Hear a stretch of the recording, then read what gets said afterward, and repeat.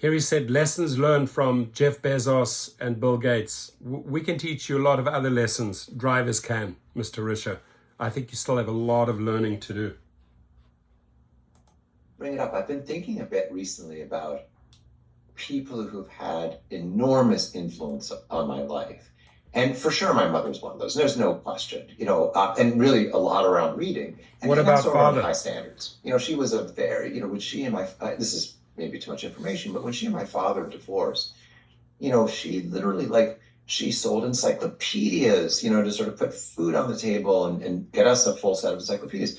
Then she was a secretary at a company, and she sort of watched the leader of that company do his thing and said, I think I can do this. And then she started her own company called Resources for Women, actually, RFW, around assertiveness training and other sort of leadership, starting for women and eventually for big companies. She worked with GE a lot. And she just was a very high standard sort of person. She was just like, if we're going to do something, I'm going to do it really well. I'm going to do it as well as I can sort of figure it out myself. Like I don't have to be intimidated by not knowing what I'm doing. I can just figure it out. My father, meanwhile, my mother and my father divorced. My father was really into being direct. And I think that might sound like a funny thing to say, but he just had very little tolerance for kind of baloney. And he was a lawyer, and he was just like a kind of a facts-based person. And so I was reflecting on that around this with in this class, because they were kind of like, how do you make these decisions quickly and follow through? And I'm like, well, you just kind of just say the truth. Like, how do you do something that's hard? And it's really hard to cut 26% of. You say the truth, dude. I'll tell you the latest lie, just the latest. I mean, this is one after the other. Okay. The truth is, you guys were engaged in wage theft in New York. The truth is, you came out recently and try to spin it that the drivers are receiving 70% after the external fees. I mean, we can go on and on and on. Do not preach about the truth, Mr. Risher. Staff, which is something I did early on. It's like, well, you tell them like this, I know this is terrible. It's terrible.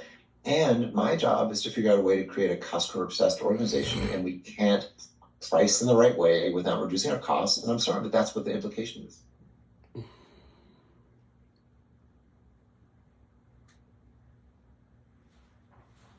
At an executive conference that I was invited to, it was all about sort of trying to identify the next generation leaders for the company, right? Because any big company has to figure out like how are the people 3 or 4 levels down? Who are the people who are going to someday maybe be leading this company, and how are we kind of identifying them and so on and so forth.